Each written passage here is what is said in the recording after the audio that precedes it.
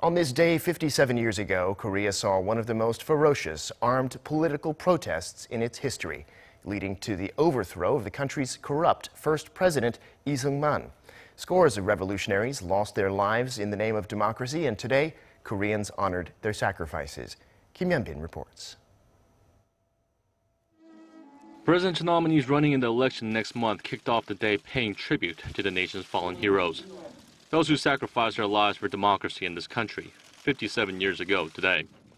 They may differ in policy lines, disagree in TV debates, and at times even take jabs at each other in negative campaigning. But at the April 19 National Cemetery on this Wednesday, the contenders had no discord, but laid wreath, bowed, and remembered the democratic spirit. April 19, 1960, violent demonstrations broke out across Korea, led by university students protesting against electoral fraud and government corruption.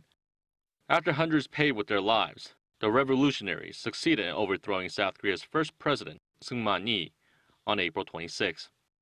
57 years later, on April 19, 2017, a state ceremony commemorating the pro-democracy movement took place at the April 19th national ceremony in Seoul, the final resting place of some 400 revolutionaries. 먼저 부정과 불의에 맞서 꽃다운 젊음을 바치신 민주 영령들의 고귀한 희생을 추모하며 온 국민과 함께 명복을 빕니다. 오랜 시간 아픈 상처를 안고 살아오신 유가족과 부상자 여러분께 깊은 위로의 말씀을 드립니다. It's been nearly 7 decades, but those who lost their loved ones in that movement return to honor their memory, at least on this day, every year.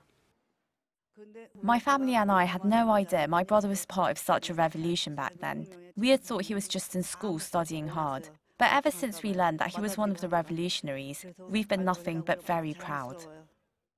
Hundreds of those who sacrificed their lives fighting for what we enjoy today are laid to rest here at the April 19th National Cemetery.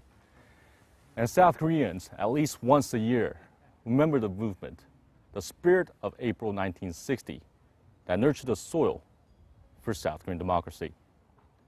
Hyun-bin, Arirang News.